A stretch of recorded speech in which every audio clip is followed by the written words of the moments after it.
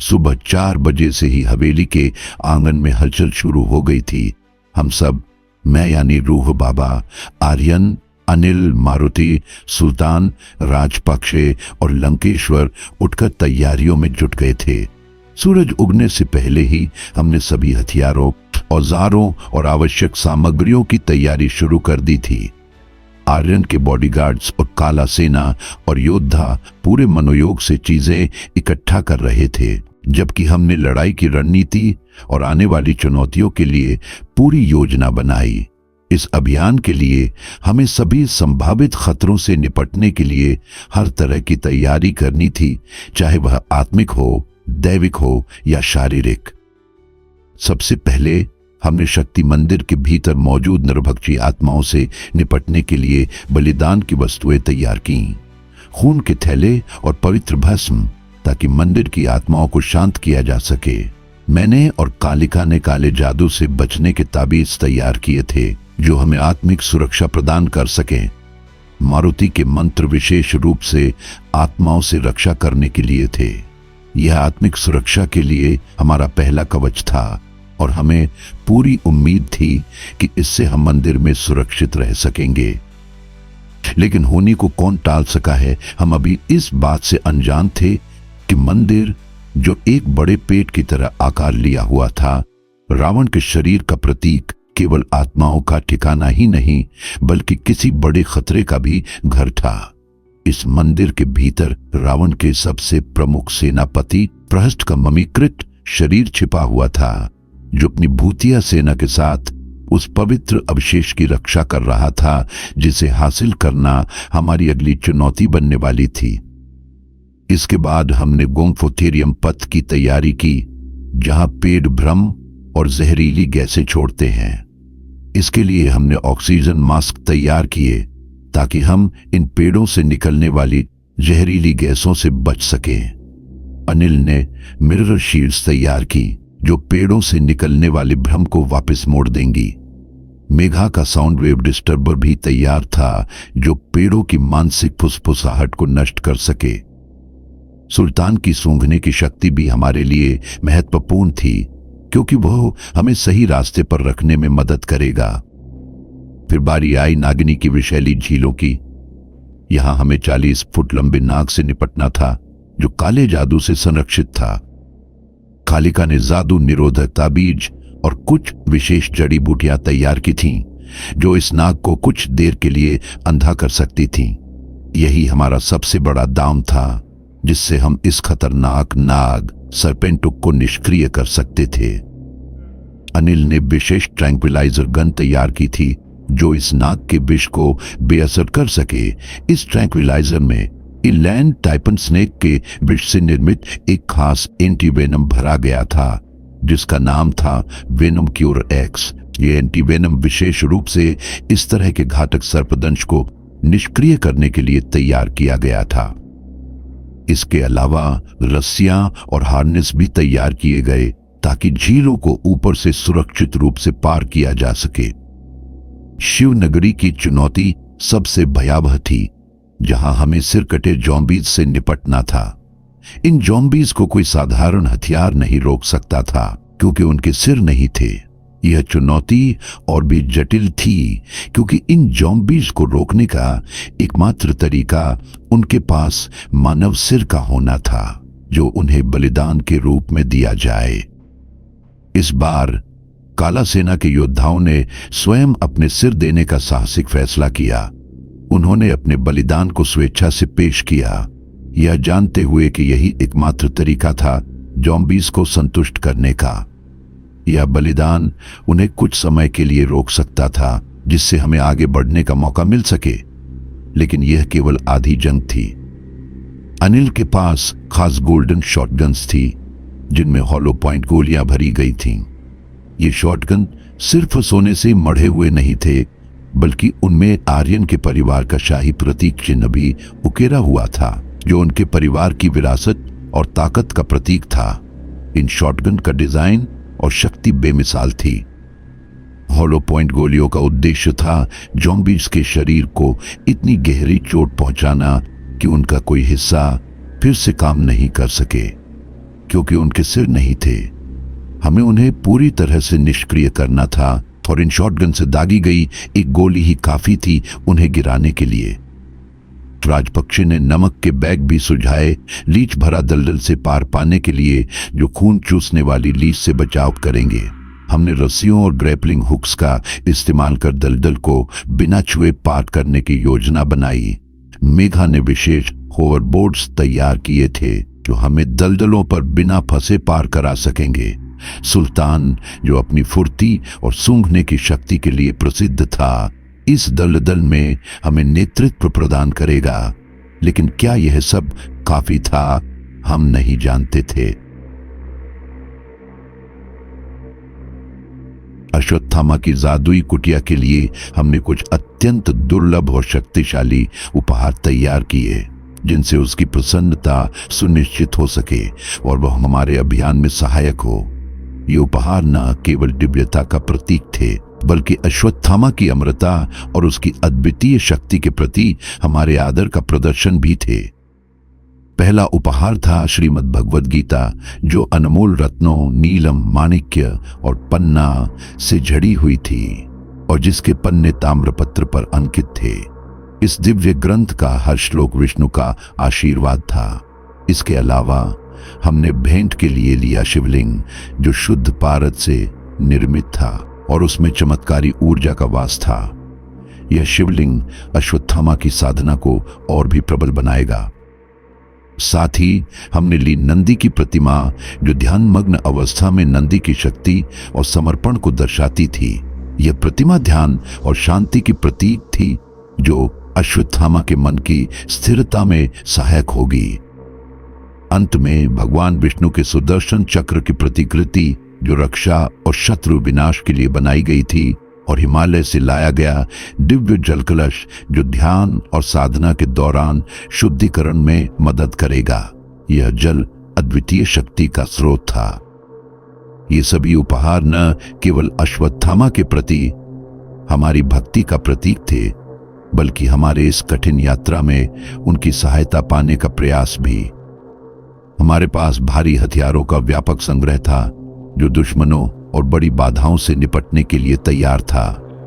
कालाश्निकोव automatic rifles, American machine gun, carbine और rocket launcher हमारे पास थे, जिनकी मारक क्षमता बेहद प्रभावी थी। अनिल और उसके साथियों ने ग्रेनेड, आरपीजी और क्लेमोर माइंस भी साथ रखी थी, ताकि हर स्थिति में हम पूरी तरह से तैयार रहें। गोला बारूद की बात करें तो AK-47, M249 machine gun, M4 carbene और बारेट स्नाइपर राइफल जैसे हथियारों के लिए पर्याप्त मात्रा में नेटो गोलियां और विस्फोटक हमारे लश्कर के पास थे। लंकेश्वर के विशेष योद्धा के पास बारेट स्नाइपर राइफल थी, जो लंबी दूरी से दुश्मनों का रणनीतिक रूप से सफाया करने में सक्षम थी। काला सेना के योद्धा और उनके प्रशिक्षित युद्ध घोड़े, जो पूरी तरह से कवच से लैस थे, इस यात्रा में हमारे साथ थे। इन घोड़ों पर मशीन गन और क्रॉसबो लगाए गए थे, ताकि हमें तेज गति से लड़ाई में मदद मिल सके। सुल्तान इन घोड़ों के साथ लड़ाई में सबसे आगे रहेगा, हमें मार्गदर्शन करेगा और किसी भी खतरे का सामना करने के लिए तैयार रहेगा। मेघा ने अपने ड्रोन और जियोथर्मल स्कैनिंग उपकरण तैयार किए, जिनसे हम जमीन के नीचे छिपे रहस्यों का पता लगा सके। साथ ही क्लेमोर लैंड माइंस भी हमारे पास थी, जो हमारी सुरक्षा सुनिश्चित करने के लिए रणनीतिक रूप से जगह जगह बिछाई जा सकती है। ये माइंस किसी भी दुश्मन या जानवर को, जो हमारी ओर तेजी से बढ़ेगा, पल भर में विस्फोट से नष्ट कर सकती थी। मेघा के पास अत्याधुनिक तकनीक जैसे ड्रोन और नाइट विजन गॉगल्स थे, जो हमें रास्ता दिखाने और दुश्मनों से बचने में मदद करेंगे। उसकी तकनीकी तैयारी हमारी रणनीति का एक महत्वपूर्ण हिस्सा थी।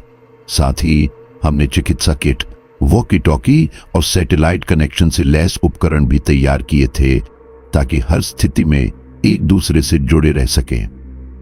यात्रा की तैयारी में एक अजीब सा उत्साह था, जैसे हमें यकीन था कि हम इस असंभव यात्रा को पार करेंगे। सभी योद्धा और बॉडीगार्ड्स अपने अपने काम में जुटे हुए थे और मैं, आर्यन, अनिल और मारुति ने हर चीज की बारीकी से जांच की ताकि कोई भी कमी ना रह जाए। सूरज की किरणें धीरे धीरे हवेली की भव्य खिड़कियों से छनकर भीतर आ रही थीं। तैयारी पूरी हो चुकी थी। सभी हथियार, औजार और आवश्यक सामग्रियां व्यवस्थित रूप से एकत्रित कर ली गई थीं। हमने, राजपक्षे और लंकेश्वर ने पूरी रात जागकर अपनी यात्रा की योजना बनाई थी और अब हमारे समूह की महिलाएं निशा, मेघा और कालिका भी जाग चुकी थीं।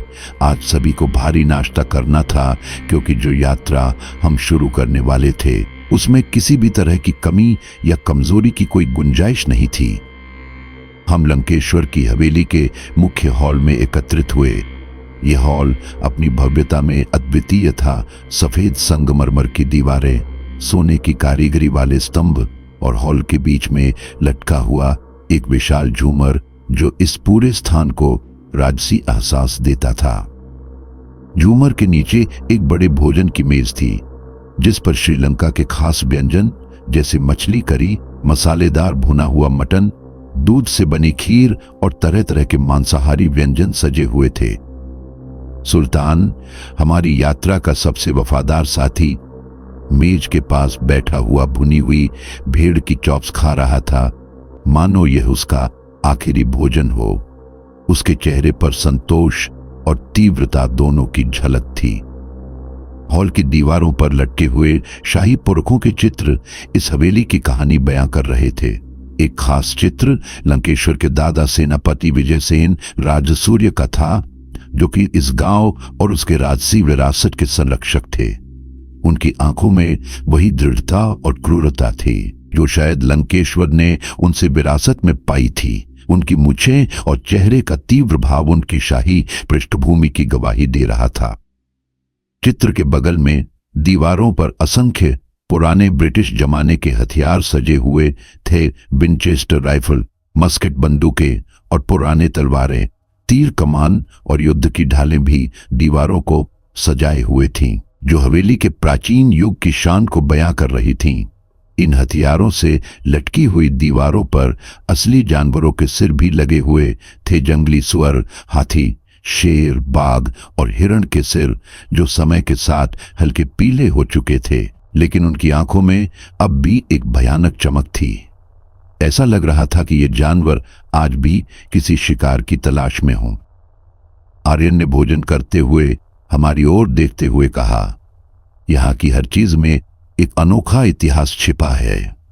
इन दीवारों ने न जाने कितनी लड़ाइयां देखी होंगी।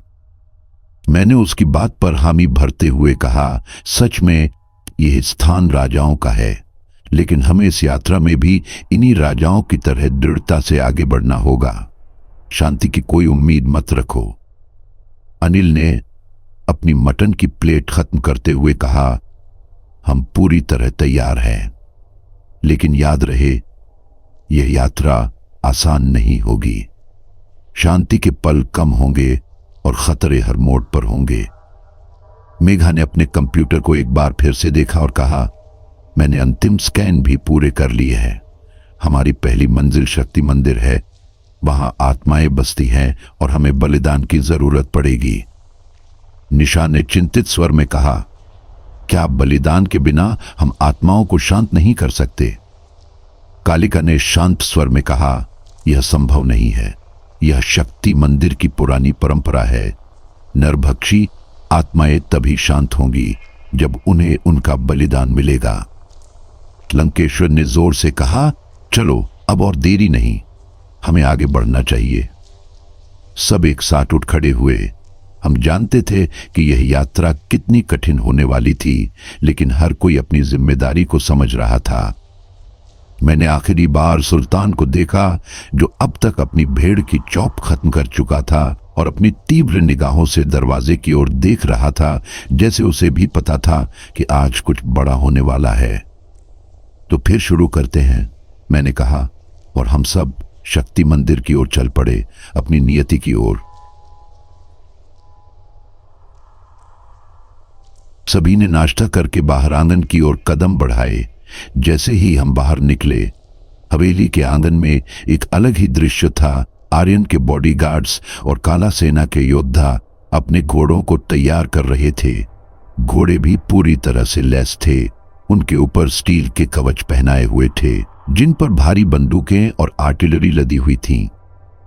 जैसे ही हमारी टोली मायोंग गांव से निकली, पूरे गांव के लोग अपने अपने घरों से बाहर आकर हमें देख रहे थे। गांव की ऊंचाई पर दोनों ओर डोलुकांडा, संजीवनी पर्वत और सेना नायका समुद्राय जलाशय फैले हुए थे। इन दोनों के बीच खड़ी थी 50 फीट ऊंची रावण की भयंकर प्रतिमा, जो पूरे गांव पर अपना आतंक फैला रही थी। उसकी लाल चमकती आंखें और उसके चारों ओर मंडराते गिद्ध हमें लगातार यह याद दिला रहे थे कि हम एक पवित्र युद्ध की ओर बढ़ रहे हैं। हमारी टोली पूरी तैयारी के साथ अपने घोड़ों पर सवार होकर दानकी जंगल की ओर बढ़ी। सबसे आगे आर्यन और निशा अपने सफेद घोड़ों पर थे। उनके ठीक पीछे अनिल अपने कमांडो गियर में, कंधे पर भारी गोरगस मशीन गन लटकाए हुए। मेघा अपनी वैज्ञानिक टूल्स से लैस होकर अपने घोड़े पर सवार थी, जबकि कालिका और लंकेश्वर अपने काले कवच पहने हुए एक दूसरे के साथ चल रहे थे। मैं, रूह बाबा सबसे पीछे था, मारुति के साथ, जो मेरे दाएं ओर बैठा था।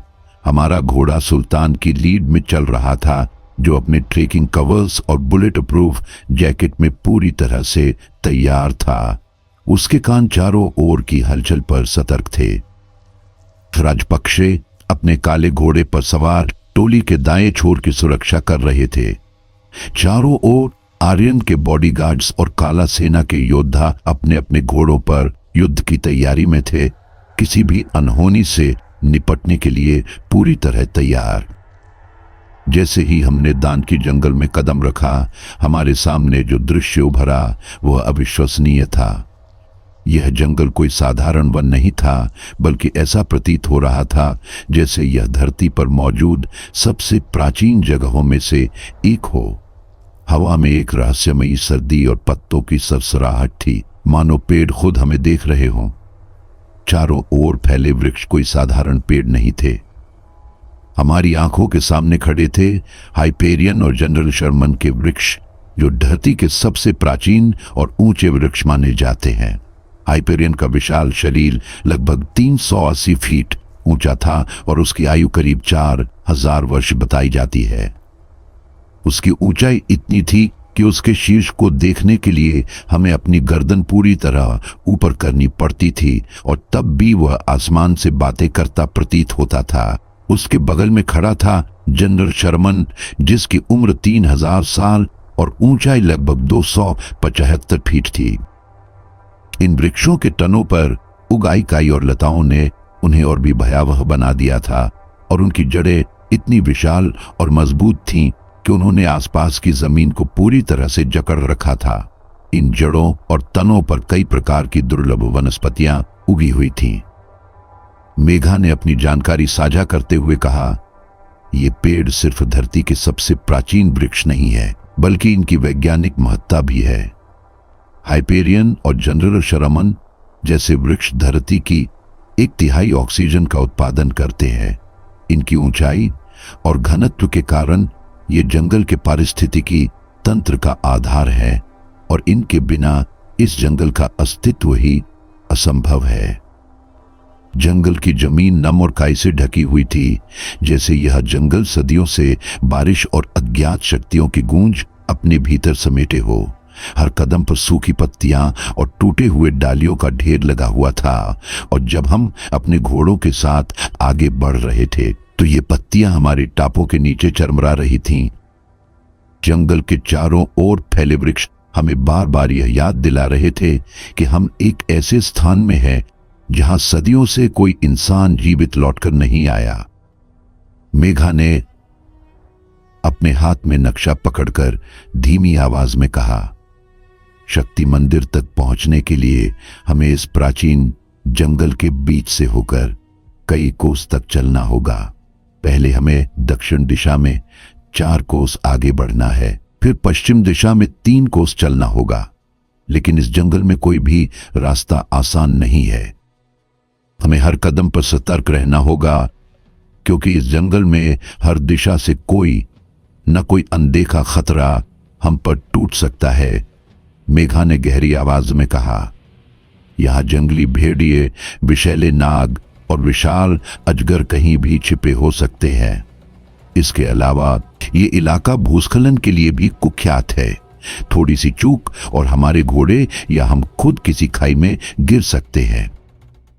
सुल्तान की सतर्कता और घोड़ों की चाल अब और भी धीमी हो गई, क्योंकि घने पेड़ों के बीच से गुजरते वक्त कभी अचानक पहाड़ी से पत्थर गिरने लगते थे, तो कभी झाड़ियों से किसी जंगली जानवर के गुर्राने की आवाज आती थी।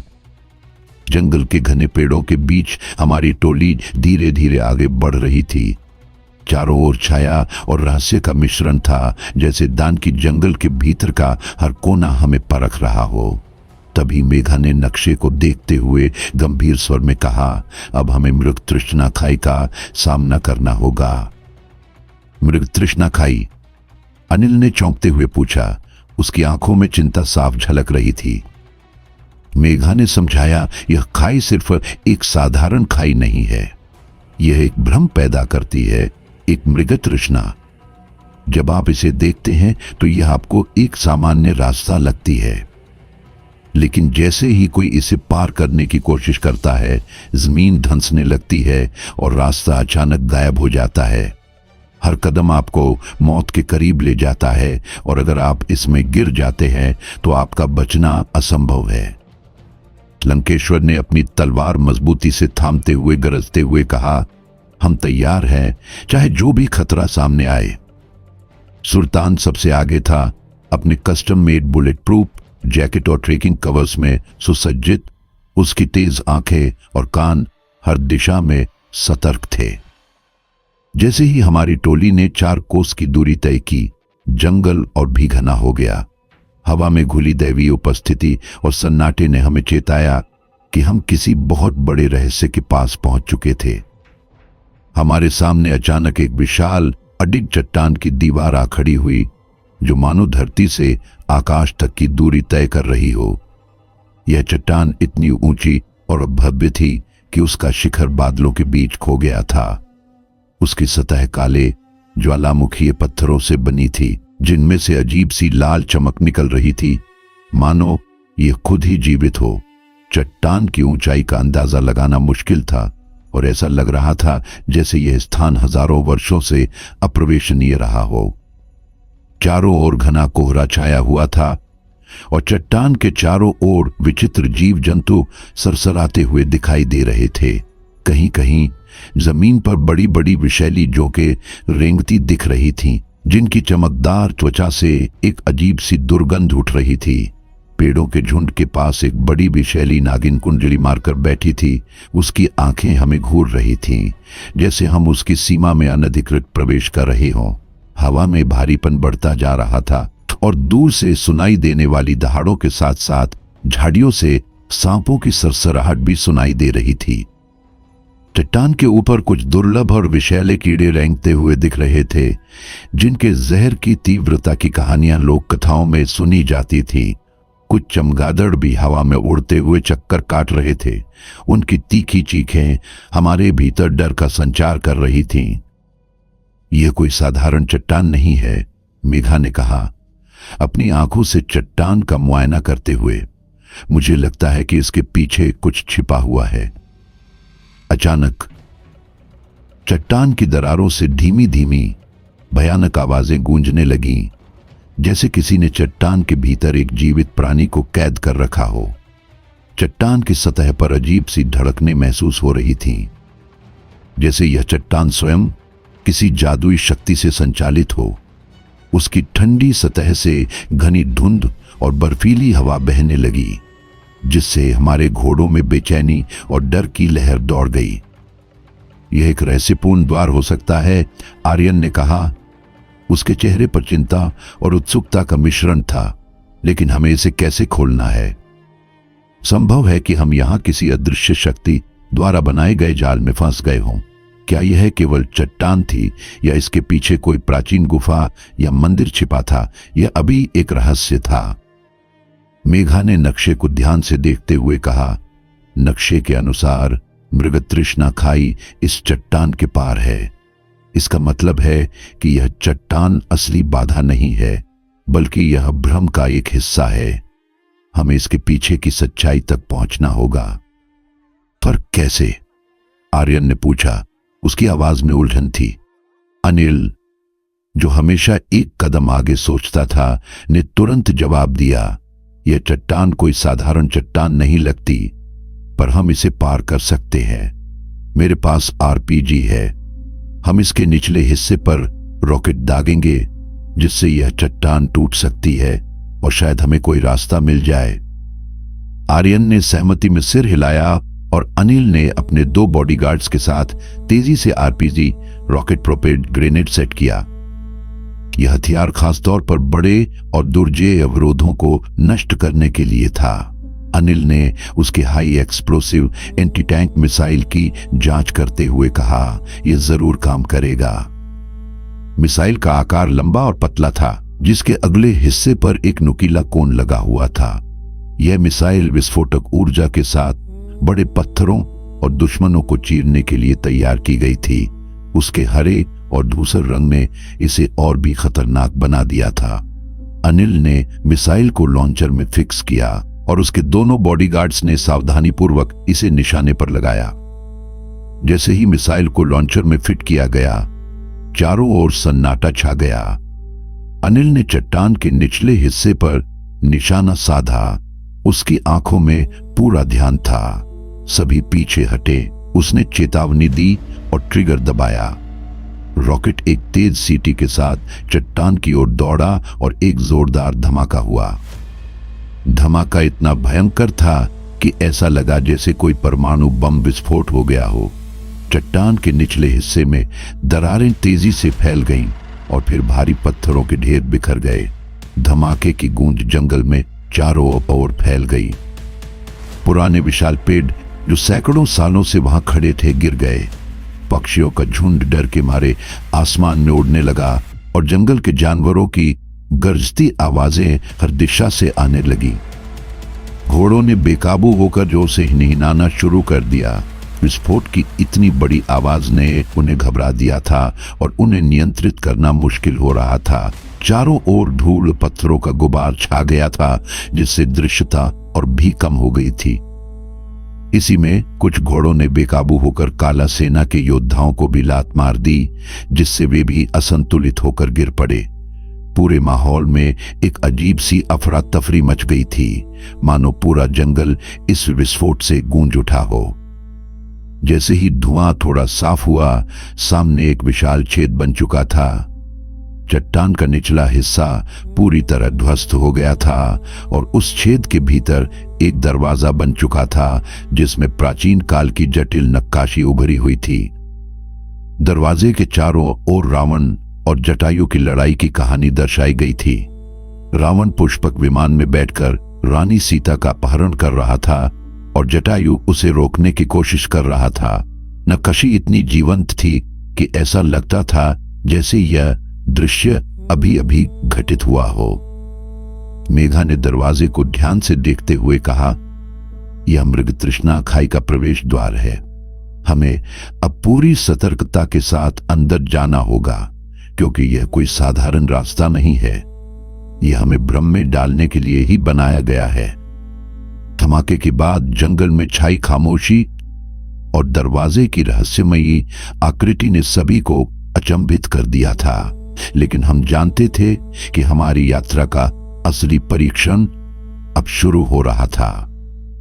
हम जैसे ही उस दरवाजे से होकर मृगतृष्णा खाई के अंदर प्रवेश करने वाले थे, सुल्तान, जो हमेशा सबसे आगे चलता था, अचानक ठिठक गया। उसकी आंखों में एक अजीब सी चमक थी, मानो वह पहले से ही जानता हो कि कुछ बहुत बड़ा खतरा सामने है।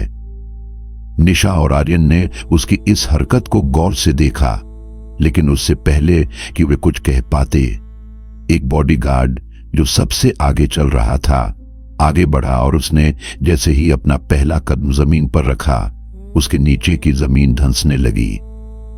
एक तेज चीख हवा में गूंज उठी और बॉडीगार्ड पूरी ताकत से धरती में समा गया।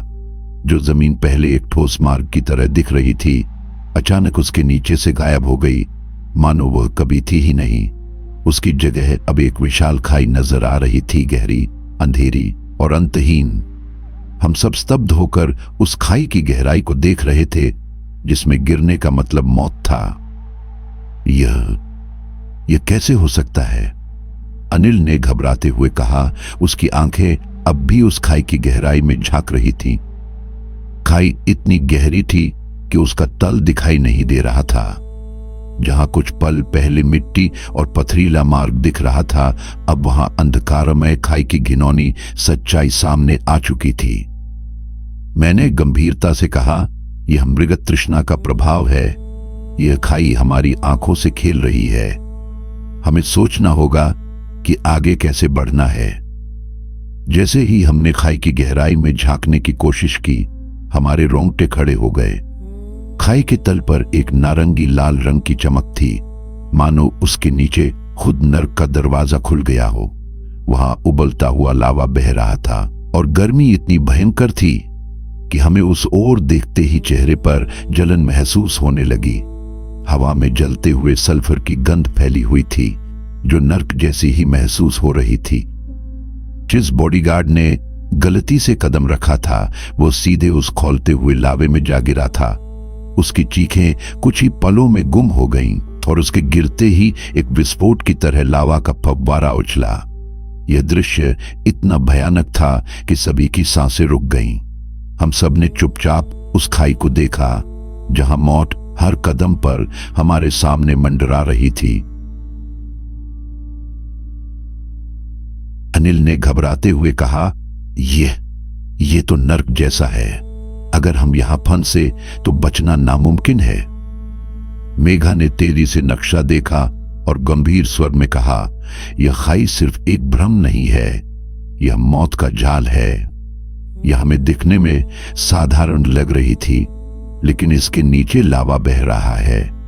हमें इस रास्ते को पार करने का कोई और तरीका खोजना होगा। आर्यन ने सुल्तान को देखा, जो चुपचाप वहां खड़ा था। उसकी पैनी आंखें हर दिशा में चौकसी कर रही थीं। आर्यन ने कहा, सुल्तान को पहले ही कुछ महसूस हो गया था। उसने इस रास्ते पर कदम नहीं रखा। निशा ने भी उसकी बात का समर्थन किया।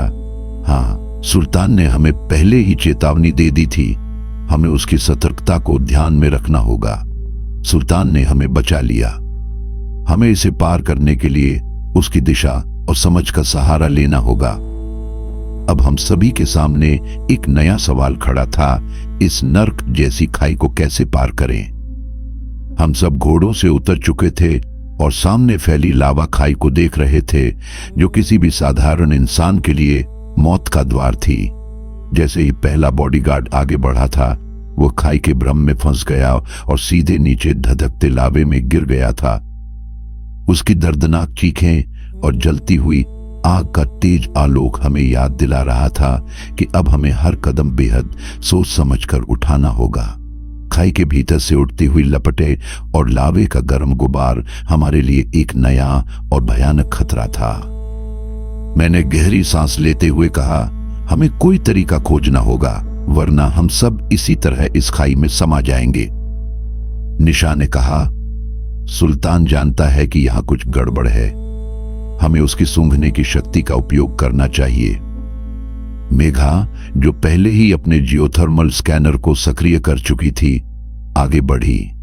उसने कहा, सुल्तान और मेरा स्कैनर मिलकर हमें सही रास्ता दिखा सकते हैं।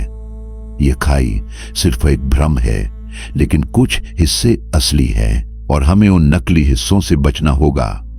उसने स्कैनर का उपयोग कर खाई के असली हिस्सों की पहचान शुरू की। सुल्तान हर हिस्से को सूंघता, उसकी आंखों में सतर्कता थी।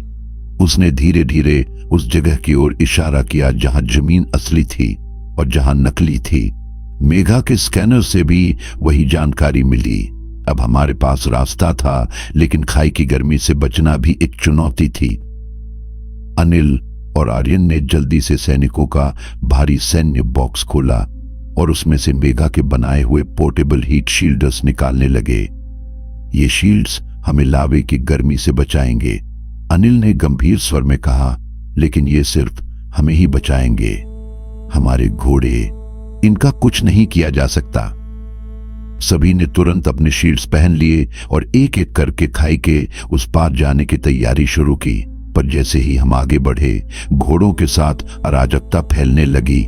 लावे की आग और गर्मी से उनकी पूंछ और पीठ के बाल जलने लगे। घोड़ों की बेकाबू चिल्लाहटें, उनकी तेजी से झुलसती पूंछ और उनके पैरों की बेचैनी ने पूरी टोली में हड़कंप मचा दिया। चारों ओर घबराहट और चीख पुकार मच गई थी। जल्दी घोड़ों को पीछे हटाओ, एने ने चिल्लाते हुए कहा। लेकिन तब तक कई घोड़े अपने सवारों के साथ असली और नकली जमीन के बीच फंस चुके थे। इस दौरान कई बॉडीगार्ड्स और काला सेना के योद्धा जो समय पर पार नहीं जा सके, वे लावे की आग में जलकर भस्म हो गए। यह दृश्य इतना भयानक था कि हमारी आंखों के सामने मौत का नाच हो रहा था। हमारी नजरें अब लगातार घड़ी की सुइयों की तरह इधर उधर दौड़ रही थीं। जमीन अचानक से धंसने लगी और जिस क्षण हमने सोचा कि हम सुरक्षित हैं, ठीक उसी क्षण जमीन हमारे पैरों के नीचे से गायब हो गई। लगा मानो पूरी धरती हमें निगलने पर उतारू हो। पूरा रास्ता एक गहरे धधकते लावे के कुएं में बदल गया। चारों ओर लावा की लपटें और गर्मी फैलने लगी, मानो खुद पृथ्वी हमें निगलने की तैयारी कर रही हो। घोड़ों की बेकाबू चीखें, काला सेना के योद्धाओं की हलचल और हमारे दिलों की धड़कन, सब कुछ मानो एक भयंकर युद्ध की शुरुआत हो रही थी। कुछ घोड़े और काला सेना के सिपाही जो पहले से ही लावे की ओर फिसल रहे थे, सीधे धधकते लावे में गिर पड़े। उनकी चीखें जैसे जंगल के भीतर कहीं दूर तक गूंजने लगीं। जल्दी कुछ करो, मैंने चिल्लाया। अनिल ने फौरन स्थिति को भांपते हुए अपनी योजना बनाई और आर्यन के साथ मिलकर रस्सी लॉन्चर निकाला। अब हमें रस्सियों का सहारा लेना होगा, आर्यन ने गंभीरता से कहा। अनिल ने ग्रैपलिंग हुक्स को लॉन्चर से जोड़ा और दूसरी तरफ खड़े पुराने पेड़ों की ओर निशाना साधा। जैसे ही हुक्स पेड़ों में जाकर अटक गए, रस्सियां कसकर खींची गईं। उनकी आंखों में तनाव और हाथों में फुर्ती थी, मानो यह उनका आखिरी मौका हो। चलो, एक एक करके रस्सियों से फिसलकर दूसरी ओर पहुंचते हैं, मैंने आदेश दिया। सबसे पहले आर्यन और निशा रस्सियों के सहारे फिसलते हुए खाई के पार पहुंचे। उनके चेहरे पर दृढ़ निश्चय था, मानो किसी भी हालत में दूसरी ओर पहुंचने का संकल्प कर चुके हों। इसके बाद हम सब एक एक करके जाने लगे। हर एक का दिल धड़क रहा था और पैर कांप रहे थे। हम जानते थे कि एक गलत कदम मौत के कुएं में गिरा सकता है। सुल्तान, जो हमेशा आगे बढ़ता था, इस बार भी सबसे आगे था। उसने अपनी पूरी ताकत से रस्सियों को पकड़ा, लेकिन जैसे ही वह फिसलते हुए दूसरी ओर जाने लगा, लावे की तेज लपटें उसकी ओर बढ़ने लगीं। उसकी फर जलने लगी और उसकी दर्द भरी चीखें हमारे कानों में गूंजने लगीं। लेकिन सुल्तान ने हार नहीं मानी। उसकी पीड़ा स्पष्ट थी, लेकिन उसकी आंखों में जुझारूपन था। उसने अपनी आखिरी ताकत से रस्सियों को कसकर पकड़ा और आखिरकार दूसरी तरफ पहुंच गया। उसकी पीठ और फर के हिस्से जल चुके थे, लेकिन वह बच गया। उसकी बहादुरी ने हम सबके भीतर एक नई ऊर्जा जगा दी। अनिल, मारुति और आश्चर्यजनक रूप से लंकेश्वर ने बहुत ही बहादुरी से भारी ग्रैपलर और हुक्स का उपयोग किया ताकि राशन, हथियार, गोला बारूद और अन्य जरूरी सामान दूसरी तरफ सुरक्षित पहुंचाया जा सके। यहां तक कि घोड़ों, काला सेना के बचे योद्धाओं और आर्यन के बॉडीगार्ड्स को भी दूसरी ओर ले जाने का कार्य इन तीनों ने ही संभाला। जब सब सुरक्षित पहुंच चुके थे, तब अंत में अनिल, मारुति, लंकेश्वर और उनके साथ बॉडीगार्ड्स भी रस्सियों के सहारे दूसरी ओर जाने लगे। लेकिन इस पूरी प्रक्रिया के दौरान लंकेश्वर का पूरा दायां हाथ लावे की गर्मी से जल गया। उसकी दर्द भरी चीखें जंगल में गूंजने लगीं, लेकिन उसकी आंखों में जुझारूपन और क्रोध दोनों थे। वह दर्द से कराहते हुए बोला, मुझे कोई नहीं रोक सकता। यह यात्रा मैं हर हाल में पूरी करूंगा। लंकेश्वर के जलते हुए हाथ को देखकर हम सभी स्तब्ध थे। लेकिन उसकी दृढ़ता ने हमें और मजबूती दी। इस खतरनाक रास्ते को पार करने के बाद हम सब ने गहरी सांस ली, लेकिन एक बात समझ आ गई थी, यह तो सिर्फ शुरुआत थी। मारुति तेजी से सुल्तान की ओर भागा। सुल्तान के शरीर पर जलने के निशान साफ दिख रहे थे और उसकी आंखों में दर्द झलक रहा था। मारुति ने तुरंत अपनी मेडिकल किट निकाली और सुल्तान की जलन पर मरहम लगाने लगा।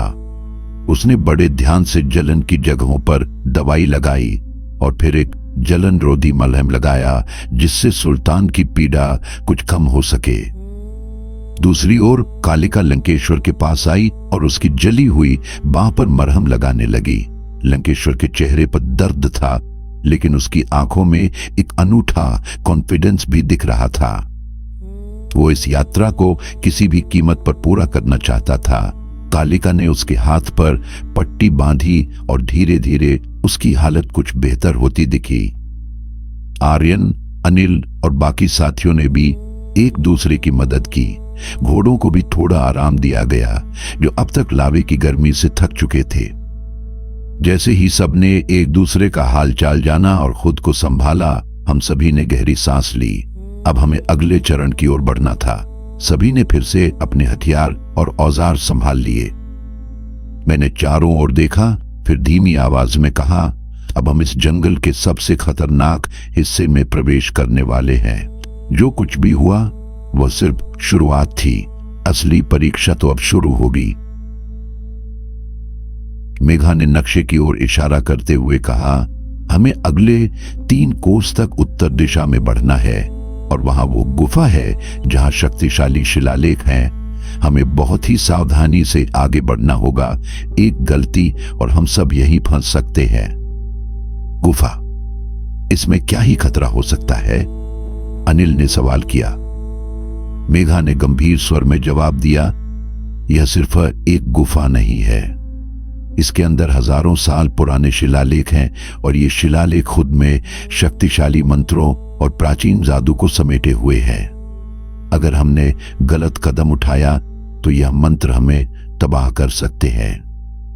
लंकेश्वर, जिसने अब तक अपना जला हुआ हाथ संभाल लिया था, बोला, इससे पहले हमें इस गुफा के जादू को समझना होगा, नहीं तो यहां से आगे बढ़ना असंभव है। मारुति ने तुरंत अपने मंत्रों की पुस्तक निकाली और कहा, शायद इन शिलालेखों को समझने के लिए हमें कुछ खास मंत्रों का उपयोग करना होगा। मेघा ने समूह की ओर देखा और कहा, हमें एक एक कदम बेहद सावधानी से रखना होगा। इस गुफा के अंदर एक गलती और हम हमेशा के लिए यहां कैद हो सकते हैं। सुल्तान, जिसे अब थोड़ी राहत मिल चुकी थी, फिर से सबसे आगे चल पड़ा। उसकी चाल धीमी लेकिन मजबूत थी। हम सब एकजुट होकर फिर से यात्रा के लिए तैयार हो गए थे। सुल्तान ने फिर से गुर्राहट की और गुफा की ओर बढ़ते हुए उसकी आंखें चमक उठी, मानो उसे कुछ भयानक दिख रहा हो। घायलों के बावजूद हमने अपनी यात्रा जारी रखी। उत्तर दिशा में आगे बढ़ते हुए घने जंगल ने हमें अपने भीतर समेट लिया था। ऊंचे ऊंचे वृक्षों की शाखाएं इतनी घनी थीं कि सूरज की किरणें मुश्किल से जमीन तक पहुंच रही थीं और जंगल की नमी हमारी हड्डियों तक घुसती जा रही थी। पेड़ों की जड़ें इतनी फैल चुकी थीं कि वे धरती को अपने शिकंजे में लिए हुए थीं, मानो यह जंगल ही अब यहाँ का असली मालिक हो। अचानक हमें रास्ते के किनारे कुछ विचित्र चीजें दिखीं। टूटे फूटे जर्जर कंकाल जो बीच से फटे हुए थे, मानो किसी ने इन्हें बेरहमी से मारा हो। पास जाने पर पता चला कि ये कंकाल किसी साधारण व्यक्ति के नहीं थे। इनके साथ जो चीजें मिली वे ईस्ट इंडिया कंपनी के सिपाहियों की थीं। फटे हुए यूनिफॉर्म, पुराने धातु के बटन और जंग लगे हथियार बिखरे पड़े थे। यह साफ था कि अंग्रेज सिपाही भी कभी इस जंगल के रहस्यों को खोजने आए थे, लेकिन उनकी यात्रा यहीं समाप्त हो गई थी। उनका यहां पहुंचकर मारे जाना इस बात का संकेत था कि इस जंगल में कोई अदृश्य खतरनाक शक्ति मौजूद थी, जिसने पहले भी बाहरी लोगों को अपना शिकार बनाया था। मेघा ने चुपचाप कहा, अगर वे ब्रिटिश सैनिक यहां तक पहुंच पाए थे और इनका ये हाल हुआ था तो सोच लो हमारा क्या होगा। हमारे मन में अब और भी बेचैनी थी। यह केवल जंगल नहीं था, यह एक प्राचीन भूमि थी और किसी ने भी इस जगह को कभी पार नहीं किया था। अचानक हमारे सामने 2 कोबरा यानी कि नाजा नाजा सांप आ गए, जिनकी लंबाई 20 से 30 फीट तक थी। ये विशालकाय थूकने वाले कोबरा अपनी काली पीली चमकती त्वचा और भयंकर आंखों से जैसे हमें घूर रहे थे, मानो रोकने का इरादा कर चुके हों। इनमें से एक सांप ने सीधे छलांग लगाकर हमारे 2 बॉडीगार्ड्स के चेहरों पर हमला किया। उसकी तेजी से कुछ समझ पाते उससे पहले ही उसने दोनों के चेहरों पर जहरीला थूक छोड़ दिया। बॉडीगार्ड जमीन पर गिरते ही तड़पने लगे और उनकी आंखें जलन से लाल हो गईं। इतना ही नहीं, दूसरे कोबरा ने लगभग 50 मिलीलीटर जहर की एक बौछार हमारे बाकी सैनिकों पर भी फेंकी, जो हवा में फैलकर उनके चेहरों और शरीर पर जा लगी। राजपक्षे भी इस जहरीली बौछार की चपेट में आ गए। उनका चेहरा तेज जलन और दर्द से बिगड़ने लगा। जल्दी एंटीवेनम दो, मेघा ने आवाज दी। उसने फौरन अपने मेडिकल किट से एंटीवेनम निकाला और सभी बॉडीगार्ड और राजपक्षे को इंजेक्शन लगाया। थोड़ी देर बाद उनकी हालत स्थिर हो गई, लेकिन यह स्पष्ट था कि हम किस तरह के खतरों से घिरे थे। इसके अलावा जंगल की झीलों में कुछ विचित्र जीव दिखाई देने लगे। विशाल मगरमच्छ जो छोटे डायनासोर की तरह दिखते थे, पानी से उभर आए। ये मगरमच्छ इतने बड़े थे कि एक इंसान को एक बार में निगल सकते थे। एक और जगह हमने ऐसे कछुए देखे जो इतने बड़े थे कि एक पूरे आदमी को निगल सकते थे। हर झील और पानी के किनारे पर खतरे मंडरा रहे थे। जंगल की पगडंडियों पर चलते हुए हमें नीलगाय, कुछ प्राचीन मैमथ और विलुप्त हो चुके जानवरों के अजीब अवशेष मिले। यह जंगल किसी संग्रहालय से कम नहीं था, जहां पृथ्वी के सबसे पुराने जीव जंतु अब भी जीवित थे। ये जानवर हमारे घोड़ों को और हमें डराने के लिए पर्याप्त थे, लेकिन हम जानते थे कि हमें बिना रुके आगे बढ़ना होगा। मेघा के नक्शे और हमारे कड़े प्रयासों के बाद हम आखिरकार उस स्थान पर पहुंचे जहां हमें रुकने का संकेत दिया गया था। हमारे सामने एक भव्य गुफा थी, जिसका प्रवेश द्वार एक विशाल शिला द्वारा बंद था।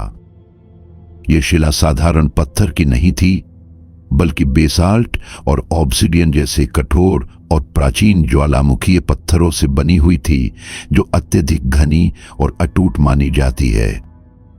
अनिल ने जब इसे छूकर देखा तो उसने कहा, यह साधारण बोल्डर से कहीं अधिक है। इसे विस्फोटक से भी उड़ाना मुश्किल होगा। मेघा ने सुझाव दिया, शायद हमें इस शिला को हटाने के लिए इसे ढीला करना होगा। हमारे पास गन पाउडर चार्ज और डिस्ट्रक्टिव हथियार हैं, लेकिन शायद इससे पहले हमें इसकी संरचना को कमजोर करना पड़ेगा।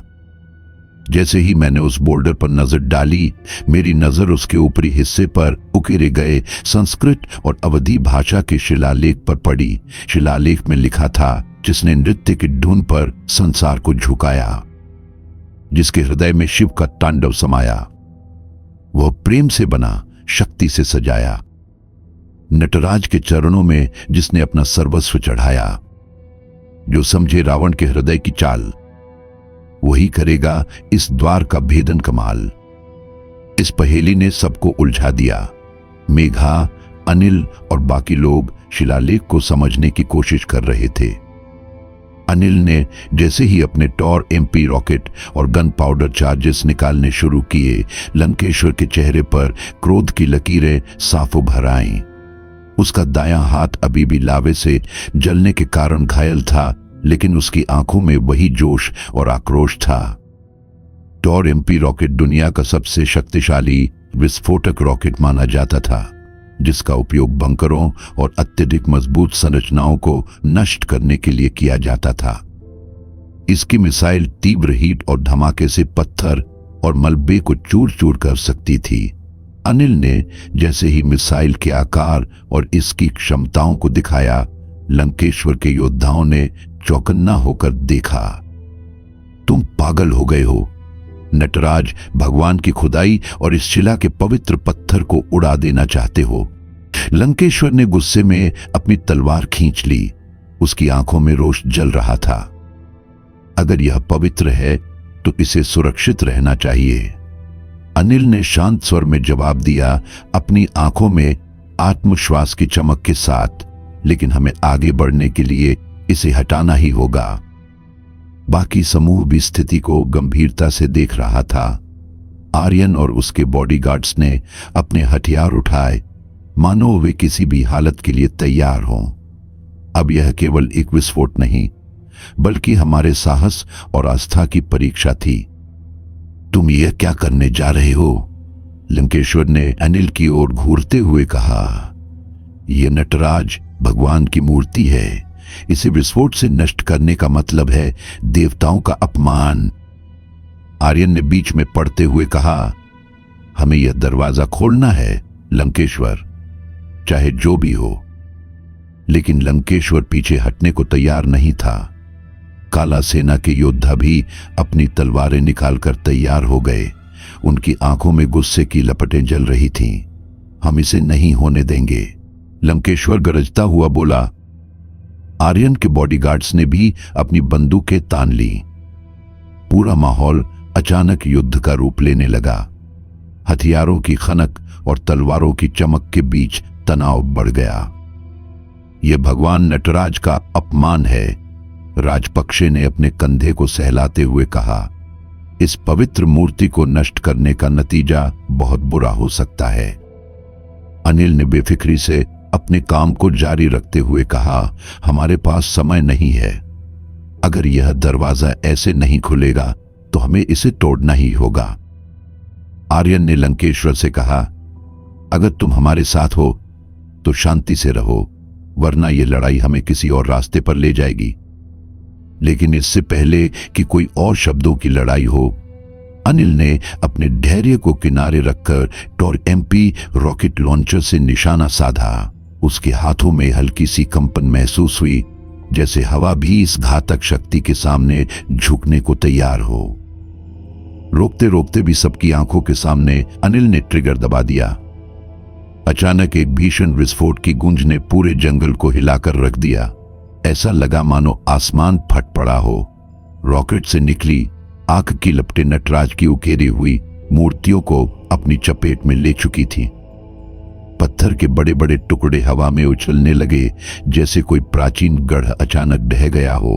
पूरा बोल्डर धुएं और मलबे में तब्दील हो गया और एक झटके में सब कुछ खत्म हो गया। जंगल के शांत वातावरण में मानो प्रकृति ने कराहते हुए अपनी पीड़ा व्यक्त की हो। नटराज की खूबसूरत मूर्तियों के अवशेष चारों ओर बिखर गए थे। लंकेश्वर ने गुस्से में अपने घायल हाथ से अनिल की ओर इशारा किया, तुमने पवित्रता का अपमान किया है। लेकिन अनिल ने जवाब में कहा, दरवाजा खुल गया है, अब आगे बढ़ने का समय है। पर जैसे ही हम सब गुफा के प्रवेश द्वार की ओर बढ़े, वहां पर एक अदृश्य शक्ति ने हमें रोक दिया। गुफा का दरवाजा ध्वस्त हो चुका था, लेकिन एक अदृश्य जादुई शक्ति अभी भी उसे संरक्षित कर रही थी। कोई भी अंदर नहीं जा पा रहा था। मैंने गंभीरता से कहा, यह जादू है। इस गुफा को केवल विस्फोट से नहीं, बल्कि बुद्धिमानी और श्रद्धा से खोला जा सकता है। हमें इस पहेली का उत्तर खोजना होगा, जो भगवान नटराज और रावण की भक्ति से जुड़ा हुआ है। निशा ने उस क्षण की गंभीरता को समझते हुए कहा, यह गुफा तब तक नहीं खुलेगी जब तक हम इस पहेली का सही उत्तर नहीं ढूंढते। यह केवल शरीर की शक्ति की परीक्षा नहीं, बल्कि आत्मा की भी परीक्षा है। मैंने गंभीर स्वर में कहा, यह पहेली नटराज और रावण के बीच के उस अनोखे संबंध की बात कर रही है, जो केवल उनके प्रेम और भक्ति को समझकर ही समझा जा सकता है। रावण न केवल शक्ति का प्रतीक था, बल्कि उसने नटराज के प्रति अपार भक्ति भी जताई थी। यह द्वार केवल वही खोल सकता है जो इस भक्ति और नृत्य की भावना को समझे। फिर कुछ देर तक सब सोचते रहे और फिर मारुति ने शांत मन से कहा, रावण ने भगवान शिव के तांडव नृत्य को सच्चे हृदय से समझा और उन्हें नटराज के रूप में पूजा। यही उनकी भक्ति थी और यह पहेली इसी को इंगित करती है। हमें शिव की उस नृत्य ऊर्जा को समझना होगा। कालिका ने धीरे से कहा, रावण की नृत्य और कला के प्रति भक्ति को ध्यान में रखकर ही हम इस दरवाजे को खोल सकते हैं। कालिका ने गंभीरता से बोलते हुए कहा, यह पहेली केवल शब्दों में छिपी नहीं है, इसका उत्तर संगीत और नृत्य है। रावण ने नटराज की पूजा अपने संगीत और तांडव नृत्य से की थी। उनकी भक्ति का यही रूप इस द्वार का असली रहस्य है। मारुति ने सहमति में सिर हिलाते हुए कहा, रावण की भक्ति और शिव के प्रति उनका प्रेम ही इस द्वार को खोलने का तरीका है। हमें उस दिव्य ऊर्जा को महसूस करना होगा जो रावण ने नटराज के प्रति व्यक्त की थी। अगर हम इस भावना को अपने भीतर उतार पाए तभी यह द्वार खुलेगा। मैंने पूरी टोली को एकत्रित किया और कहा, हमें इस क्षण को समझना होगा। यह केवल शक्ति की परीक्षा नहीं है, यह आत्मा और भक्ति की परीक्षा है। नटराज की ऊर्जा और रावण की भक्ति को हम में से हर किसी को महसूस करना होगा। सभी ने अपनी आंखें बंद कर लीं और नटराज के प्रति रावण की गहरी भक्ति और तांडव नृत्य की दिव्य ऊर्जा को महसूस करने की कोशिश की। एक पल के लिए सब कुछ शांत हो गया। जंगल की फुसफुसाहट भी थम गई। वातावरण में एक विशेष कंपन फैल गया था, मानो नटराज की उपस्थिति हमें आशीर्वाद दे रही हो। तभी धीरे धीरे गुफा का अदृश्य जादू टूटने लगा। वो जादुई शक्ति जो हमें रोक रही थी हटने लगी। बोल्डर के पीछे का रास्ता साफ हो गया। यह संकेत था कि हमारी भक्ति को स्वीकार कर लिया गया था। दरवाजा अब खुल चुका था और हम गुफा के भीतर जाने के लिए तैयार थे। यह हमारी भक्ति का परिणाम है, मैंने कहा। अब हमें आगे बढ़ना चाहिए। सभी ने सहमति में सिर हिलाया और हम गुफा के भीतर प्रवेश करने लगे। गुफा के भीतर का अंधेरा और रहस्यमयी खामोशी हमें आगे के खतरों के बारे में चेतावनी दे रही थी। जैसे ही हम नटराज की गुफा के भीतर प्रवेश करते हैं, ठंडी हवा का एक अजीब सा झोंका हमारे शरीर को छूता है। ऐसा महसूस हो रहा था मानो गुफा की दीवारों में छिपी कोई पुरानी और शक्तिशाली शक्ति हमें परख रही हो। चारों ओर माया की दीवारें थीं, हर दिशा में भ्रम और वास्तविकता के बीच का गहरा धुंधलापन। हर कदम ऐसा लग रहा था कि हम एक चक्रव्यूह में फंस गए हैं। जब भी हम आगे बढ़ने की कोशिश करते, अचानक रास्ता फिर से बदल जाता और हम बार बार उसी जगह लौट आते जहां से हमने शुरू किया था। मेघा ने अपने उपकरण निकाले, लेकिन इस बार उसने कुछ नया इस्तेमाल किया, होलोग्राफिक स्पेक्ट्रल डिटेक्टर। यह उपकरण वातावरण में छिपी दैवीय ऊर्जा और जादू की गतिविधियों को पकड़ सकता था। उसने उसे गुफा की ओर इंगित किया, लेकिन कुछ भी साफ तौर पर समझ में नहीं आ रहा था। हर जगह ऊर्जाओं का जाल था जो हमें भ्रमित कर रहा था। मेघा के माथे पर चिंता की गहरी लकीरें थीं। यह जगह पूरी तरह से जादू से भरी हुई है, मेघा ने अपनी आवाज में घबराहट को छुपाने की कोशिश करते हुए कहा। यह गुफा माया का जाल है। हर दिशा एक जैसी दिख रही है, हमें अपना रास्ता समझ में नहीं आ रहा। आर्यन, जो इस पूरी यात्रा का नेतृत्व कर रहा था, उसने उत्सुकता से पूछा, क्या कुछ पता चला? नहीं, मेघा ने निराशा भरी आवाज में कहा। यहां की ऊर्जा इतनी गहरी और पुरानी है कि मेरी तकनीक इसे पूरी तरह समझ नहीं पा रही। लेकिन यह दीवारें सिर्फ पत्थर की नहीं है, इनमें कोई अदृश्य ताकत है जो हमें भ्रमित कर रही है। हम सब ने गुफा की दीवारों को ध्यान से देखा। उन पर कुछ अद्भुत और प्राचीन चित्र उकेरे गए थे, रावण का शिव के प्रति अद्भुत प्रेम और भक्ति। दीवारों पर बने हुए दृश्य अद्भुत थे, जैसे किसी प्राचीन कथा को सजीव रूप में देख रहे हों। हर दीवार पर शिव और रावण की भक्ति के अद्भुत चित्र अंकित थे। सबसे प्रमुख था नटराज का तांडव नृत्य, जिसमें भगवान शिव अपनी दिव्य मुद्रा में नृत्य कर रहे थे। उनके चारों ओर आग की लपटें थीं और उनकी चाल इतनी शक्तिशाली थी कि पूरा ब्रह्मांड उनके इशारों पर चलता हुआ प्रतीत हो रहा था। एक अन्य चित्र में रावण को दिखाया गया था, जो शिव की भक्ति में तल्लीन होकर अपनी महान वीणा बजा रहा था। यह वही महान वीणा थी जिसे रावण ने कई महीनों तक बिना रुके बजाया था, शिव को प्रसन्न करने के लिए। वीणा से निकलती ध्वनियां इतनी शक्तिशाली थीं कि उसके आसपास की दुनिया थम जाती थी। लेकिन यहां एक और समस्या है, कालिका ने गंभीर स्वर में कहा। इस नृत्य और संगीत की ऊर्जा अब एक शापित आभा है।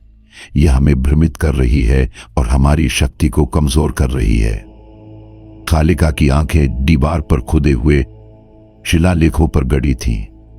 उसने धीमी आवाज में पढ़ना शुरू किया। यहां लिखा है कि जो भी इस गुफा में प्रवेश करेगा वह इस दिव्य नृत्य और संगीत के प्रभाव से बच नहीं सकेगा। हर जीवित प्राणी, चाहे वो कितना भी मजबूत क्यों न हो, शिव की भक्ति में बेकाबू होकर नृत्य करने लगेगा। यह शाप उस पर तब तक हावी रहेगा जब तक वह अपनी पूरी आत्मा और शक्ति से शिव की पूजा नहीं कर लेता।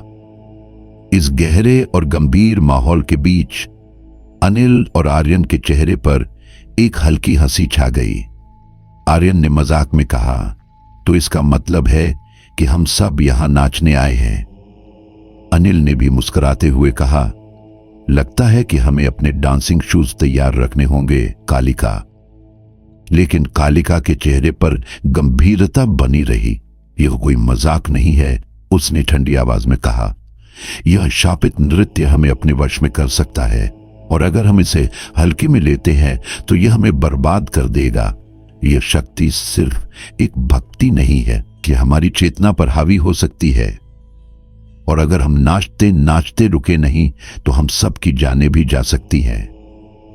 इस चेतावनी ने माहौल को और भी तनावपूर्ण बना दिया और हंसी ठिठोली की जगह गंभीरता ने ले ली।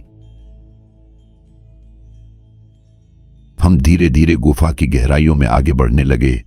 तभी हमारी नजर गुफा के गहराई में स्थित एक विशाल नटराज की मूर्ति पर पड़ी।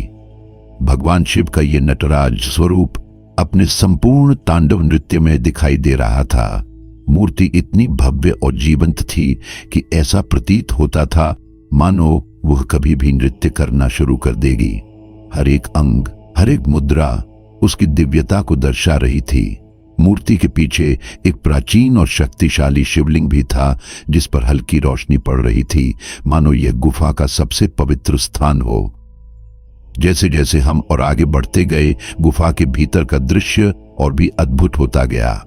गुफा के अंदर एक विशाल झील थी, जिसके पानी में हल्की लाल रंग की आभा फैल रही थी। यह झील इतनी शांति से भरी हुई थी कि पानी की सतह पर हल्की हलचल तक नहीं हो रही थी। गुफा की गहराइयों में से एक गूंजती हुई ध्वनि ने हमारा स्वागत किया। यम की ध्वनि थी जो पूरे गुफा में निरंतर गूंज रही थी। यह ध्वनि इतनी गहरी और शक्तिशाली थी कि उसकी कंपन हमारे शरीर और आत्मा तक पहुंच रही थी। हर कोने से ओम की यह दिव्य गूंज मानो भगवान शिव की उपस्थिति का प्रमाण दे रही थी। झील के मध्य में एक विशाल सफेद शिवलिंग था, जो अद्वितीय रूप से चमक रहा था। उसकी चमक फ्लोरेसेंट लाल थी, जो पूरे माहौल को एक अद्भुत और रहस्यमय बना रही थी। यह दृश्य ऐसा था मानो यह शिवलिंग किसी दिव्य शक्ति से प्रज्वलित हो रहा हो। नटराज की मूर्ति के पीछे से एक जलप्रपात गिर रहा था। पानी की आवाज और उसके साथ बहती शांति ने पूरे वातावरण को और भी दिव्य बना दिया था। ऐसा प्रतीत हो रहा था कि यह जगह स्वर्ग से कम नहीं थी, मानो यहां भगवान शिव और उनके तांडव की ऊर्जा हर कण में व्याप्त हो। यह वही गुफा हो सकती है, आर्यन ने धीरे से कहा। उसकी आवाज में आश्चर्य और श्रद्धा थी। यह वही स्थान हो सकता है जहां रावण ने भगवान शिव की पूजा की थी। यहां नृत्य कर रावण ने शिव को प्रसन्न किया था। लंकेश्वर ने अचानक अपनी तलवार की नोक उठाई और गुफा की ऊंची पथरीली छत की ओर इशारा किया। वहां एक प्राचीन और रहस्यमयी चित्र उकेरा हुआ था। उस चित्र में रावण को दिखाया गया था, जो भगवान शिव के सामने बैठकर वीणा बजा रहा था और उनकी स्तुति कर रहा था। भगवान शिव अपनी शांत और सशक्त मुद्रा में रावण की भक्ति से प्रसन्न होकर उसे आशीर्वाद दे रहे थे। शिव के हाथों में एक दिव्य तलवार चमक रही थी, वही तलवार जिसे चंद्रहास के नाम से जाना जाता है। वह तलवार इतनी शक्तिशाली थी कि उसे कोई हरा नहीं सकता था, और चित्र में दिखाया गया था कि चंद्रहास का नोक सीधे मायुंग गांव की ओर इंगित कर रही थी। लंकेश्वर ने गहरी आवाज में कहा, यह चित्र हमें एक संकेत दे रहा है। चंद्रहास, जो रावण की सबसे अमूल्य धरोहर थी, शायद आज भी मायुंग गांव में कहीं छिपी हुई है। यह तलवार भगवान शिव का आशीर्वाद है, और अगर यह मिल जाती है तो इसकी शक्ति अकल्पनीय होगी। राजपक्षे, जो अब तक ध्यान से सुन रहा था, अचानक जलाशय की ओर बढ़ा। उसकी प्यास उसे उस शांत झील के पास ले आई, जहां सफेद शिवलिंग से हल्की लाल आभा निकल रही थी। जैसे ही उसने पानी का पहला घूंट लेना चाहा, गुफा के भीतर एक तेज और भारी संगीत गूंजने लगा। हर तरफ से ऐसा प्रतीत हो रहा था मानो वह संगीत गुफा की दीवारों से टकराकर लौट रहा हो। यह संगीत, मैंने धीरे से कहा, यह कोई सामान्य ध्वनि नहीं है। यह नटराज का शापित नृत्य जागृत हो रहा है। ध्वनि इतनी मोहक और सम्मोहित करने वाली थी कि हम सभी उसकी ओर खींचने लगे, मानो हमारे शरीर उस अदृश्य शक्ति के वश में हो गए हों। हर किसी के चेहरे पर एक अजीब सी शांति थी, लेकिन भीतर ही भीतर हम सभी इस ध्वनि की पकड़ में बंधते जा रहे थे। मेघा के हाथ अचानक कपकपाने लगे, उसकी मशीनें गिरते गिरते बचीं और उसकी आंखों में एक अजीब सा नृत्य करने का आवेग झलकने लगा। आर्यन और अनिल, जो अब तक हर चुनौती का सामना बेखौफ करते आए थे, उनके पैर धीरे धीरे अपने आप थिरकने लगे। उनके चेहरे पर मुस्कान थी, लेकिन उनकी आंखों में थकावट की गहराई दिखाई देने लगी थी, जैसे कोई उनकी ऊर्जा को धीरे धीरे निचोड़ रहा हो। निशा ने अपने हाथों से चेहरे को थाम लिया, लेकिन उसकी उंगलियां अब भी लय में झूम रही थीं। सुल्तान, जो अब तक सबसे सतर्क था, उसकी पूंछ लहराते हुए हवा में नाचने लगी, और उसकी आंखों में भी वही सम्मोहक संगीत का असर दिखने लगा। आर्यन के बॉडीगार्ड्स और काला सेना के योद्धा भी नाचने लगे, और कुछ ही पलों में पूरा गैंग जैसे एक बेतहाशा नृत्य की मंडली में बदल गया था। रुक जाओ, मैंने चिल्लाने की कोशिश की, लेकिन मेरी आवाज खुद इस संगीत में दब गई। मेरा खुद का मन और शरीर भी इस धुन में खोने लगा था। मुझे भी अंदर से एक अदम्य इच्छा महसूस हो रही थी कि मैं इस ध्वनि के साथ कदम से कदम मिलाऊं, लेकिन मुझे एहसास हो गया था कि यह संगीत हमें सिर्फ नचाने के लिए नहीं था, यह हमारी आत्मा और ऊर्जा को चूस रहा था। ये शापित नृत्य है, मैंने बमुश्किल कहा, लेकिन तब तक हमारी टोली के कई सदस्य पूरी तरह से धुन में खो चुके थे। हर कोई अनियंत्रित होकर नाच रहा था, लेकिन जैसे जैसे नाचते गए, उनकी शक्ति और कमजोर होती जा रही थी। हमें इस शापित संगीत को नष्ट करना होगा, कालिका ने कहा। यह संगीत हमें बर्बाद कर देगा। लेकिन कैसे? अनिल ने पूछा। यह जादू है, हम इसे तकनीक से नहीं रोक सकते। तकनीक और जादू दोनों की जरूरत होगी, मेघा ने गंभीर स्वर में कहा। उसने अपना इलेक्ट्रोमैग्नेटिक स्पेक्ट्रल डिटेक्टर निकाला और नटराज की विशाल मूर्ति की ओर इशारा किया। इस मूर्ति के घुंघरुओं में एक प्राचीन जादू की शक्ति बंद है। जब तक हम इसे नष्ट नहीं करेंगे, ये शाप हमें नचाता रहेगा और हमारी ऊर्जा धीरे धीरे खत्म हो जाएगी। मेघा ने तुरंत अपने रेजोनेंस एक्सट्रैक्टर को सक्रिय किया, जो घुंघरुओं के चारों ओर की जादुई ऊर्जा को बाधित करने के लिए डिजाइन किया गया था। साथ ही उसने थर्मल एनर्जी डिसरप्टर निकाला, जो शिवलिंग से निकलने वाली ऊर्जा को घुंघरुओं तक पहुंचाने के लिए इस्तेमाल किया जाने वाला था। यह डिवाइस शिवलिंग की ऊर्जा को घुंघरुओं तक ले जाएगा, उसने कहा, लेकिन हमें इसे बहुत सावधानी से उपयोग करना होगा। कालिका ने अपनी मंत्र शक्ति का सहारा लेते हुए कहा, इस जादू को पूरी तरह से नष्ट करने के लिए मेरी तंत्र विद्या का सहारा लेना होगा। यह साधारण तकनीक से नहीं टूटेगा। मेघा ने एक और उपकरण, high frequency sound wave detector, को चालू किया, जो गुफा में गूंजती ओम की ध्वनि का विश्लेषण कर सकता था। यह ध्वनि किसी जादुई रुकावट की तरह काम कर रही है। हमें इसे तोड़ने के लिए बहुत तेजी से काम करना होगा। अगर यह ज्यादा देर तक चली तो हम सबकी ऊर्जा पूरी तरह चूस ली जाएगी। तो क्या योजना है? आर्यन ने पूछा, अब थोड़े घबराए हुए। हम रेजोनेंस एक्सट्रैक्टर से शिवलिंग की ऊर्जा को थर्मल एनर्जी डिसरप्टर के जरिए घुंघरुओं तक पहुंचाएंगे, मेघा ने जवाब दिया। इसके साथ ही कालिका और मारुति अपनी मंत्र शक्ति से घुंघरुओं की शापित ऊर्जा को और कमजोर करेंगे। जब यह जादू पूरी तरह से कमजोर हो जाएगा, तब अनिल अपने मैक्सिमस लेजर कटर गन से अंतिम प्रहार करेगा। और अगर हम असफल हुए, निशा ने डरी हुई आवाज में पूछा, तो यह शाप हमें हमेशा के लिए इसी नृत्य में बांध देगा, मैंने गंभीरता से कहा। यह अब एक दौड़ है हमारी तकनीक और तंत्र विद्या के बीच और उस शापित शक्ति के खिलाफ। टीम ने तेजी से तैयारी शुरू कर दी। मेघा के उपकरण घुंघरुओं की ओर फोकस करते हुए, कालिका और मारुति अपने मंत्रों का उच्चारण करते हुए, और अनिल लेजर कटर को अंतिम प्रहार के लिए तैयार करते हुए। मैं, कालिका और मारुति शिवलिंग के पास खड़े हो गए। अपने हाथों से शिवलिंग की ऊर्जा को महसूस करते हुए हम तीनों ने अपने अपने तरीके से मंत्रों का जाप शुरू किया।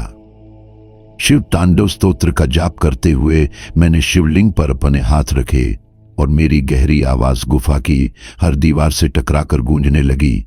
शिवलिंग से एक दिव्य प्रकाश की किरण निकली जो सीधे घुंघरुओं की ओर बढ़ी और उनकी शापित ऊर्जा धीरे धीरे कमजोर पड़ने लगी। इस अद्भुत दृश्य के बीच मेघा ने तुरंत अपने उपकरण निकाले और अपना थर्मल एनर्जी डिसरप्टर अनिल के मैक्सिमस लेजर कटर गन पर स्थापित किया। यह विशेष रूप से घुंघरुओं की शापित ऊर्जा को पूरी तरह नष्ट करने के लिए तैयार किया गया था। कालिका ने मंत्रों से अपनी शक्ति जोड़ते हुए कहा, यह आखिरी मौका है, हमें इसे सफल बनाना होगा। अनिल ने जैसे ही ट्रिगर दबाया, शिवलिंग की ऊर्जा से भरी नीली बीम तेजी से घुंघरुओं की ओर बढ़ी। गुफा के भीतर ओम का गहरा नाद और तेज होने लगा। बीम की रोशनी इतनी तीव्र थी कि घुंघरुओं में अचानक दरारें पड़ने लगीं। कालिका और मारुति मंत्रों का जाप तेजी से करने लगे और धीरे धीरे घुंघरुओं की लाल चमक मंद पड़ने लगी।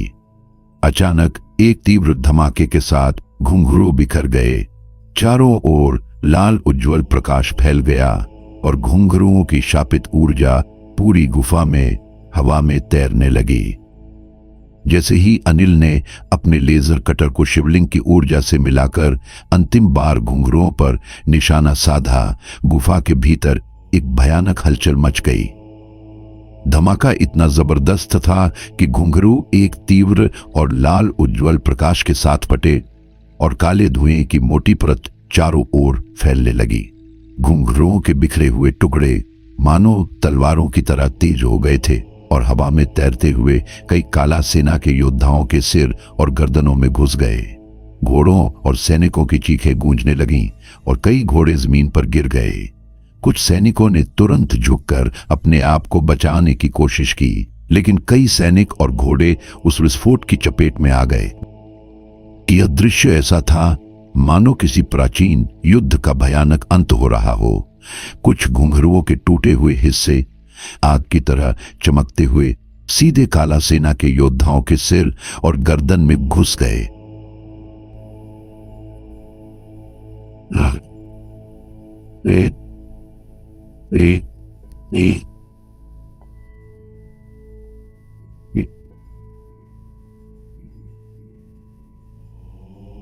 ई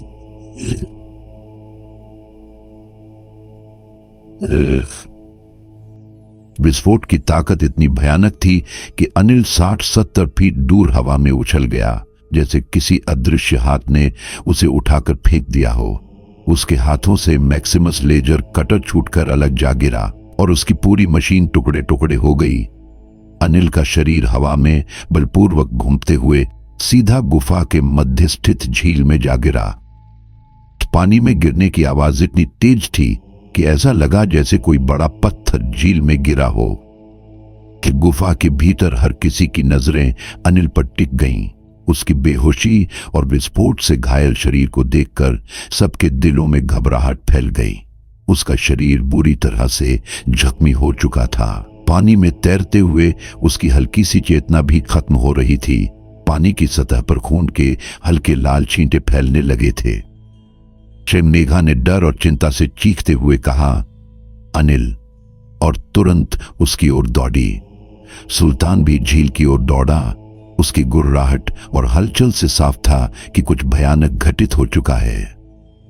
लेकिन इस भयानक विध्वंस के बीच एक चीज अभी भी अडिग और शांत थी। शिवलिंग अब भी अपनी जगह पर कायम था, मानो किसी भी अनहोनी से अछूता। उसकी ध्वनि अब धीमी और हल्की हो गई थी, लेकिन उसकी ऊर्जा अब भी महसूस की जा सकती थी। शिवलिंग की ओर से एक हल्की सी कंपन गुफा में फैल रही थी, जो इस बात का संकेत दे रही थी कि उसकी दिव्यता अभी भी कायम है। मैंने गहरी सांस ली और कहा, शिव की कृपा से ही यह शाप टूटा है, लेकिन हमें भारी नुकसान हुआ है। कालिका ने घायल योद्धाओं की ओर देखा और धीरे से कहा, यह तो केवल शुरुआत थी। हम इस गुफा से तो बच निकले, लेकिन जो सामने खो दिया उसका कोई मोल नहीं। हम सब ने महसूस किया कि भले ही हमने इस गुफा से निकलने का रास्ता खोज लिया था, लेकिन इसकी कीमत बहुत भारी थी। अनिल का बेहोश शरीर झील के किनारे तैर रहा था और उसके जख्मों से खून धीरे धीरे पानी में फैल रहा था। निशा ने घबराहट भरी आवाज में कहा, हमें जल्दी से उसे बाहर निकालना होगा, वो अब भी सांस ले रहा है। मैं, आर्यन और लंकेश्वर ने जल्दी से मिलकर अनिल को पानी से बाहर निकाला। उसका चेहरा बेहद पीला पड़ चुका था और उसकी सांसें धीमी हो गई थीं। उसकी स्थिति देखकर ऐसा लग रहा था कि हर पल कीमती है। आर्यन के बॉडीगार्ड्स ने तुरंत उसे स्ट्रेचर पर रखा और उसकी चोटों की मरहम पट्टी शुरू की। राजपक्षे, जो अब भी विस्फोट के सदमे में था, ने कहा, हमें अब यहां से निकलना होगा। हम रात भर यहां रुक नहीं सकते। हम सब ने एक दूसरे की ओर देखा और तय किया कि आगे का सफर जारी रखने के लिए हमें पहले आराम की जरूरत है। बाहर रात घिरने लगी थी और चारों ओर का माहौल पहले से ज्यादा भयानक लग रहा था। लंकेश्वर और काला सेना के कुछ योद्धाओं ने जल्दी से एक सुरक्षित स्थान ढूंढ लिया जहां हम कैंप कर सकते थे। हमने अनिल को सुरक्षित ढंग से रखा और उसकी स्थिति पर नजर रखी। वह अब भी सांस ले रहा था, लेकिन उसकी हालत गंभीर थी। पूरे समूह के चेहरे पर थकान और चिंता साफ झलक रही थी। रात यही बितानी होगी, मैंने कहा। कल सुबह से शुरुआत करेंगे, लेकिन इस बार पहले से अधिक सतर्क होकर। लंकेश्वर और उसके योद्धाओं ने चारों ओर सुरक्षा के लिए पहरा देना शुरू किया। हमारा दल अब एक गहरे डरावने जंगल के बीच में था और हमारे पास कोई और विकल्प नहीं था। सुल्तान भी बुरी तरह थका हुआ था, लेकिन वह लगातार सतर्क था। रात की ठंडी हवा के बीच हमने कैंप लगा लिया। गुफा से बाहर आने के बाद यह हमारी पहली राहत थी, लेकिन अनिल की हालत और आने वाले खतरों का ख्याल हम सभी के दिलों में था। मैं, मारुति, निशा और सुल्तान एक छोटे से अलाव के पास बैठे थे। अलाव की हल्की हल्की आग से उठती लपटें और उसकी गर्मी हमें कुछ देर के लिए आराम देने की कोशिश कर रही थी, लेकिन हमारे दिलों में अभी भी अनिल की हालत और आगे आने वाले खतरों की चिंता बसी हुई थी। सुल्तान शांत बैठा था, लेकिन उसकी आंखों में सतर्कता और बेचैनी साफ दिखाई दे रही थी। निशा धीरे धीरे लकड़ियों को अलाव में डाल रही थी और मारुति मंत्रोच्चारण कर रहे थे, मानो वे इस घने अंधकार और अनजाने डर को शांत करने की कोशिश कर रहे हों। तभी मेघा और आर्यन धीरे धीरे हमारे पास आए। यही है पहला स्थान, मेघा ने थकी हुई आवाज में कहा।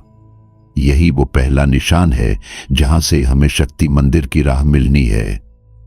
आर्यन ने चारों ओर देखते हुए कहा, यह कायाकल्प पर्वत है। यह हमारे नक्शे में पहले स्थान के रूप में चिन्हित था। यहीं से हमें आगे के मार्ग के संकेत मिलेंगे। मैंने लंबी सांस लेते हुए कहा, अगर हम यहां तक पहुंचने में ही इतने लोग और इतनी ऊर्जा खो चुके हैं, तो राम के अंतिम मंदिर तक पहुंचने का सफर कैसा होगा? वो तो सोचकर ही पसीने छूट जाते हैं। मेरी आवाज में थकावट और चिंता साफ झलक रही थी, और वह अश्वत्थामा जो बीच में ही होगा, वह तो जैसे हमारी आखिरी परीक्षा लेने वाला है। आर्यन, जो अब भी निश्चिंतता से खड़ा था, मेरी बात पर हंसते हुए बोला, रूह बाबा, आप चिंता मत करें, यह तो बस शुरुआत है। हम सब मिलकर रुद्राक्ष को ढूंढ लेंगे। मैंने उसे घूरते हुए कहा, तुम्हारा यह एडवेंचर वाला शौक और रुद्राक्ष के प्रति यह दीवानगी हमें एक दिन खत्म कर देगी। आर्यन, इस बार तो बच गए, पर आगे क्या होगा? न जाने कितने लोग और मारे जाएंगे। अलाव की धीमी धीमी आग में बैठकर हम सब हल्की फुल्की बातचीत करने लगे। चांदनी रात में पर्वत की ऊंचाई पर एक चमकता हुआ प्रकाश दिखाई दे रहा था। यह शक्ति मंदिर था, तुलसीदास की प्राचीन पांडुलिपि में उल्लिखित पहला स्थान। इस मंदिर की चमक चांदनी रात में अद्भुत लग रही थी, मानो वह हमें इशारा कर रहा हो कि हमारी अगली मंजिल अब सामने है। कायाकल्प पर्वत के ऊपर चमकता शक्ति मंदिर चांदनी रात में अद्भुत लग रहा था, लेकिन उसकी शांत छवि के पीछे कौन सा भयानक सत्य छिपा था। अलाव के पास बैठकर मैंने अपने विचारों को संयमित करने की कोशिश की, लेकिन शक्ति मंदिर की छवि बार बार मेरी आंखों के सामने आ रही थी। यह अंधकार में डूबा मंदिर जितना रहस्यमयी था, उतना ही भयावह भी।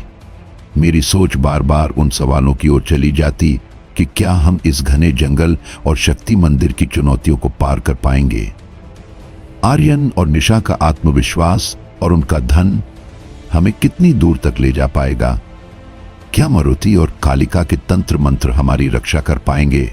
लंकेश्वर और राजपक्षे की लालसा हमें इस रास्ते पर और कितनी बाधाओं से बचा पाएगी? और अनिल की बहादुरी, सुल्तान की चौकसी और उनके पास मौजूद हथियार क्या हमें इन भयानक खतरों से सुरक्षित रख पाएंगे? शक्ति मंदिर की ओर देखकर लग रहा था जैसे यह यात्रा केवल एक शुरुआत है।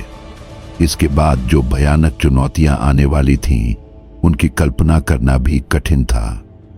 रावण का रुद्राक्ष प्राप्त करना क्या हमारे हाथों में होगा, या यह यात्रा हमारे अंत का संकेत बन जाएगी? इन सारे सवालों और चिंताओं के बीच मेरी आंखें धीरे धीरे भारी होने लगीं। मैंने अलाव की हल्की गर्मी में अपने आप को थोड़ा सहज किया और सोने की कोशिश की, मगर मेरे मन में शक्ति मंदिर, रावण का रुद्राक्ष, रावण की चंद्रहास तलवार और मायूंग गांव से उसका नाता और आगे आने वाले खतरों के विचार मंडराते रहे। धीरे धीरे मैं उन विचारों के साथ नींद के आगोश में चला गया।